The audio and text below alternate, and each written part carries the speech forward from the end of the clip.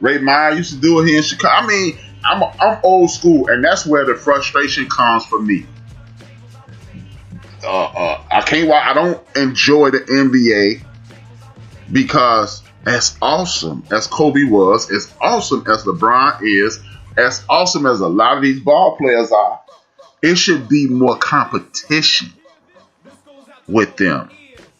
And this, I run up and down the court, shoot threes, or I dunk the basketball. Basketball sucks.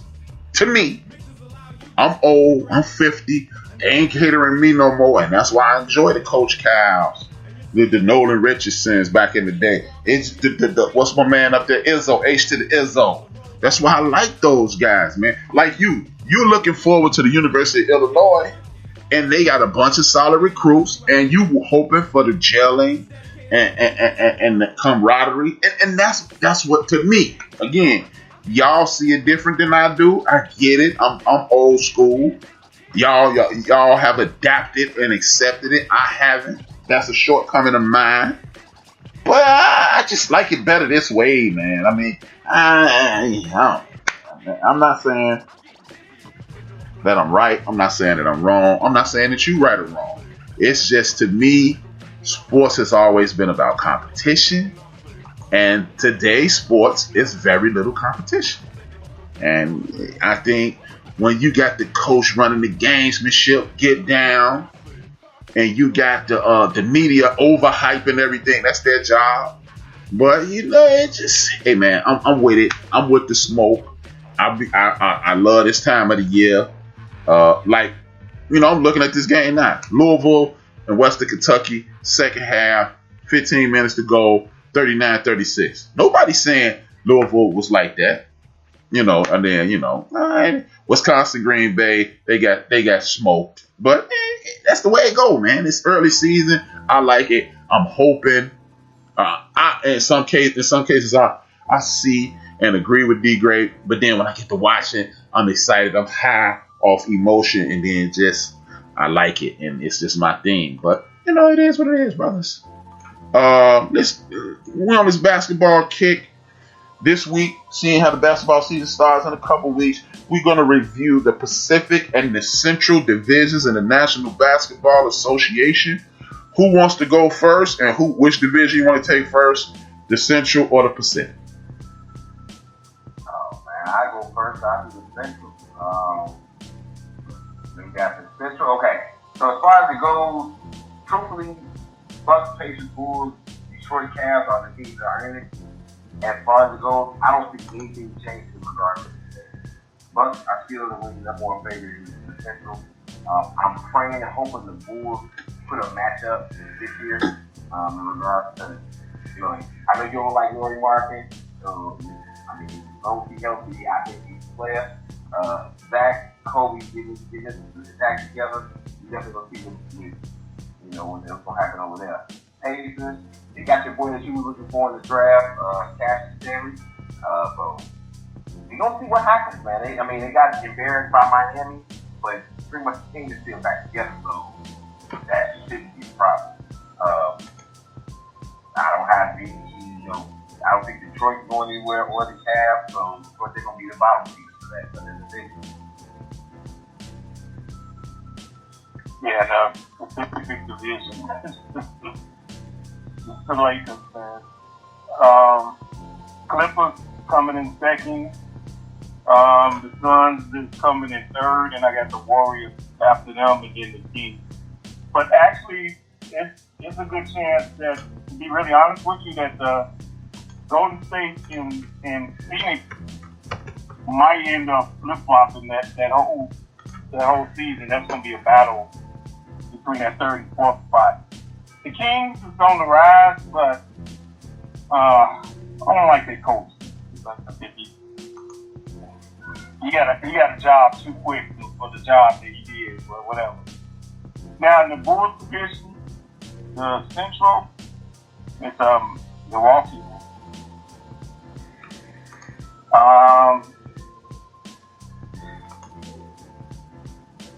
The Pacers, depending on what they do with Oladipo, I don't know if they still gonna trade him, but I see Milwaukee first.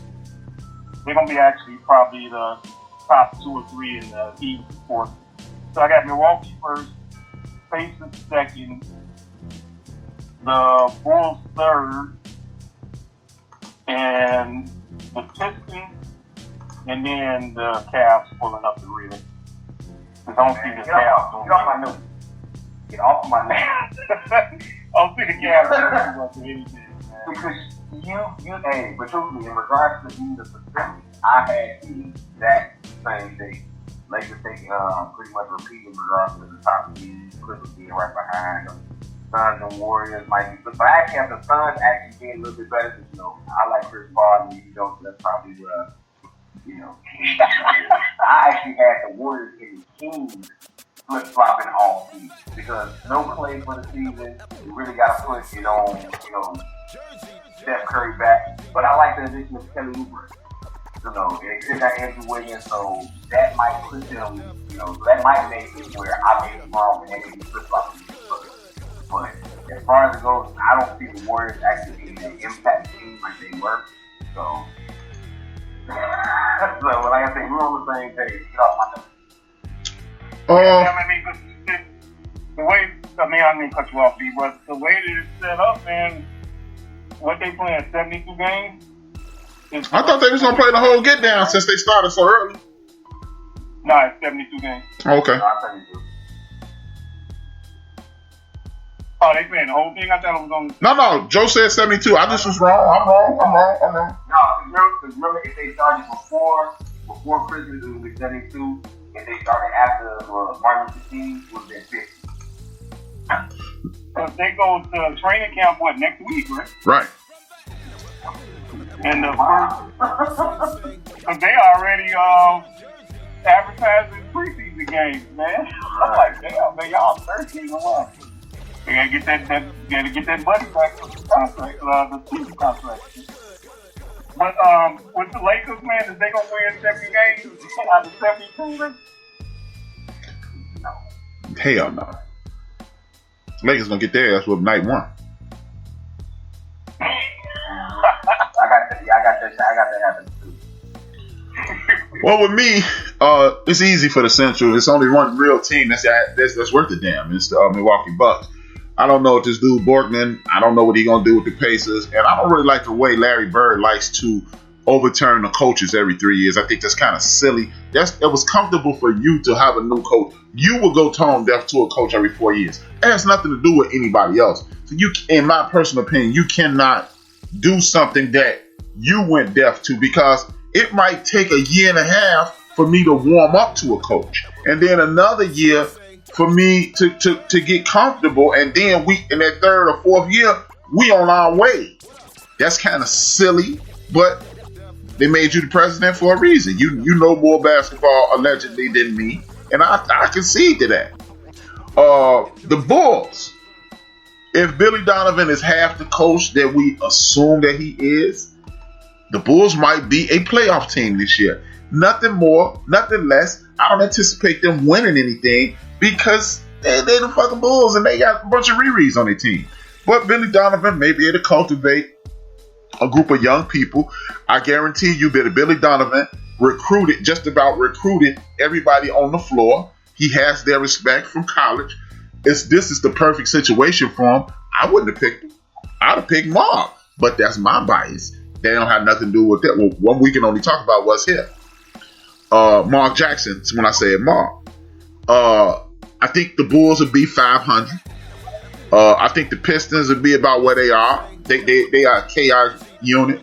But again, maybe this is my man's year for everything to mold and come into shape. So we're going to chest out the Pistons. And the Cavs ain't worth 1,000 cookies.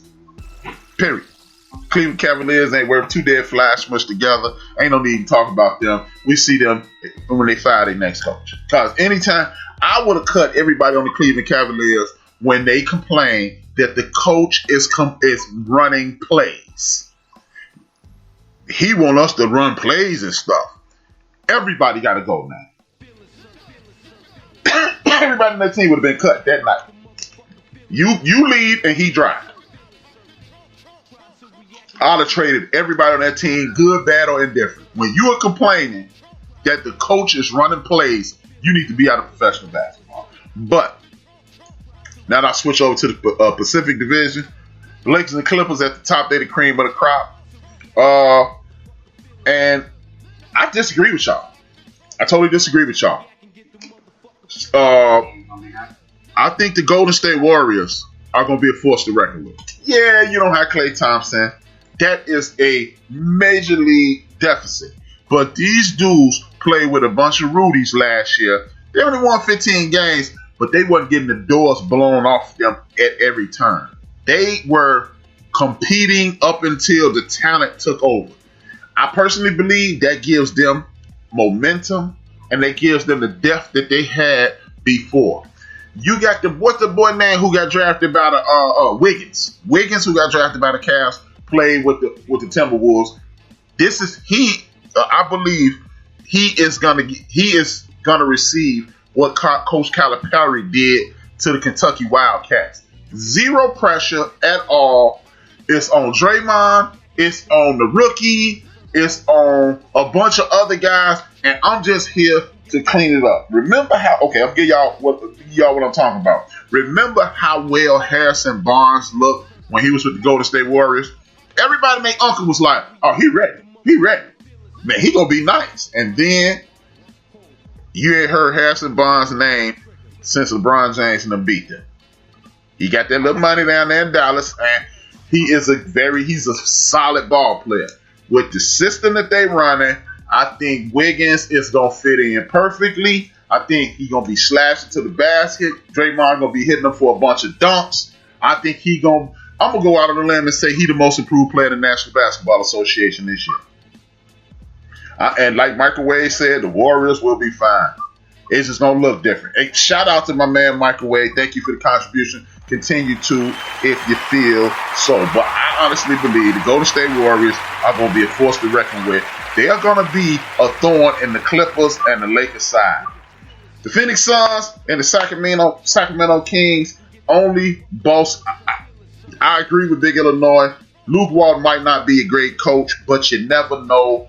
I like the boy Fox. And my man, if he could ever stay healthy, he going to be decent. What's the power forward name? He was a rookie with Fox.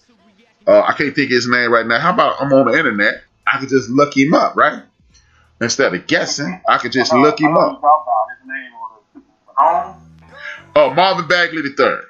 If Marvin Bagley can stay healthy, hopefully with the assistance of Joe Dumars, the Sacramento Kings could potentially be exactly what the Bulls are. Fox, right up under the radar, became a very good point guard last year. Only reason I wasn't watching a lot of NBA, but when you would do, first of all, everybody in the history of end of the bench know I got left hand bias. We know which hand Fox shoot with. I believe Fox is, again, y'all gonna get mad at me for this. I'm willing to take the bullet. I think Fox is what y'all call Westbrook. Stuff that y'all say about Westbrook, I think that's what Fox is.